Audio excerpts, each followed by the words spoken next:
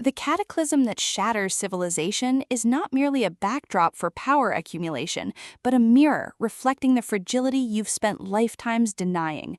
And true progression requires not optimizing your build against the end, but integrating the grief of collapse until survival becomes an act of sacred stewardship rather than selfish conquest.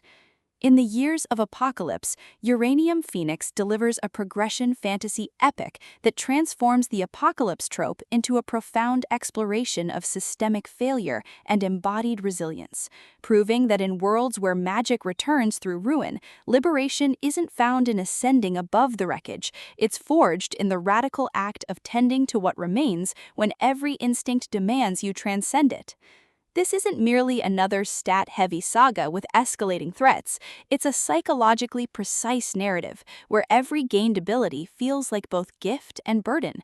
Consent to grow is negotiated through acknowledgement of loss rather than assumed entitlement, and mastery means honoring the cost of power when the system demands you forget what was sacrificed. From the first ash-laden narration, listeners are immersed in a landscape where entropy is pedagogy and presence is the only uncorrupted metric. Perfect for fans of emotionally complex progression fantasy and stories where male vulnerability defies genre expectations. This audiobook serves up atmospheric devastation, relentless emotional honesty, and a protagonist whose journey from desperate survivor to sovereign guardian resonates with anyone who's ever mistaken endurance for meaning. When former engineer Kalen Vance awakens to the system's arrival amid societal collapse, he expects tactical advantage, not to discover his technical expertise replicates the exact detachment that failed to prevent the apocalypse, and the system's adaptation bonus forces him to confront the grief he buried beneath years of performative competence. But as Kalen navigates fractured communities and escalating anomalies, he realizes this progression isn't about domination, it's about recalibration. Phoenix masterfully avoids reducing Kalen to optimized hero or the apocalypse to mere obstacle. Instead, they craft a narrative where advancement becomes therapeutic framework, where consent is renegotiated through boundary setting within systemic constraints, and where liberation requires seeing collapse as curriculum rather than catastrophe. The audiobook narration amplifies this emotional precision, capturing Kalen's disciplined focus fracturing into genuine receptivity, while secondary voices, survivors, system echoes, memories of the old world, shift subtly between transactional expectation and hidden solidarity, making every level up feel like both test and testimony. You don't just hear him progress, you feel the seismic shift of a man learning that some futures can only be built when you stop trying to outrun the past. What elevates the years of Apocalypse beyond typical progression fantasy fare is its nuanced portrayal of systemic collapse as somatic practice rather than abstract challenge. Kalen isn't merely grinding for stats, he's confronting how pre-apocalypse culture taught him to equate worth with utility, challenging the notion that safety requires emotional erasure.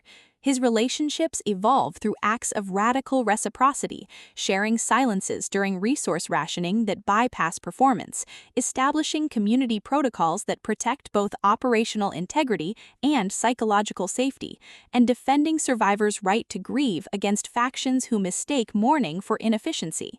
Supporting characters add vital texture, fellow adapters whose strategies encode unprocessed trauma, elders whose wisdom carries intergenerational weight, even the ruined cities themselves, rendered as living archives, whose crumbling infrastructure absorb decades of unspoken bargains. Every interaction reinforces the novel's core truth. In economies built on extraction, tenderness is technique, and presence is the only sustainable resource. Even the progression mechanics serve thematic depth, with skill trees mirroring emotional integration and milestone achievements becoming metaphors for earned trust. For audiobook listeners, this production is an immersive sensory descent into reflective devastation. The narrator embodies Kalen's evolution with remarkable range, from clipped professionalism to trembling openness during breakthroughs, while supporting characters are distinguished through vocal textures that honor diverse expressions of resilience without caricature. Sound design enhances atmosphere without overwhelming immersion, distant structural groans marking temporal rhythm, rain against makeshift shelters during vulnerable confessions, the hushed bustle of scavenged materials syncing with breath during moments of clarity, all anchor mythic stakes in tangible reality. Pacing mirrors the cadence of post-collapse recovery, deliberate during reflection and foundational bonding, then surging with urgency as external threats collide with internal awakenings. Whether you're commuting through stable landscapes or sitting in twilight solitude, the audiobook creates a portable sanctuary where slowness feels sacred and embodiment feels lifeline.